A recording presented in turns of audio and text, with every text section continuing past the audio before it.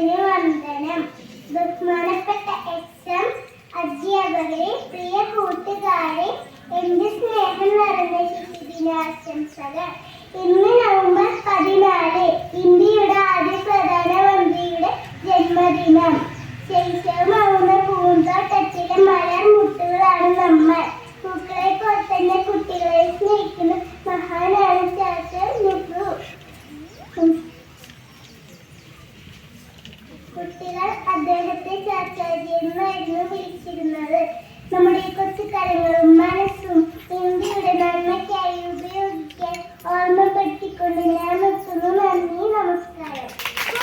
ഗീതമായ കൂപ്പുകൾ. ഇന്ന് നവംബർ 14 ശിശുദിനം. ഇന്ത്യയുടെ ആദ്യത്തെ പ്രധാനമന്ത്രിയായ നെഹ്റുവിന്റെ ജന്മദിനമാണ് ഇന്ന്.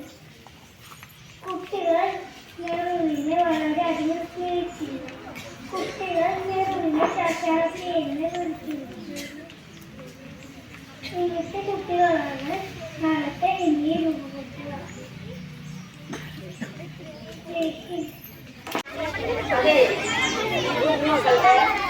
നെഹ്റുജി ഒരു ദിവസം ഒരു യാത്രയ്ക്ക് പോകുമ്പോ ബോള് ഗ്രൗണ്ടില് തട്ടിക്കളിക്കുന്ന സമയത്ത് മരത്തിന്റെ പോടിന്റെ ഉള്ളിലേക്ക് എന്തുപോയി? വന്നു പോയി. ആ കഥ ഇവിടെ അവര് അഭിനയിച്ച് കളിക്കും. അപ്പൊ നിങ്ങൾ ശ്രദ്ധിച്ച് ഇരിക്കണം കേട്ടോ.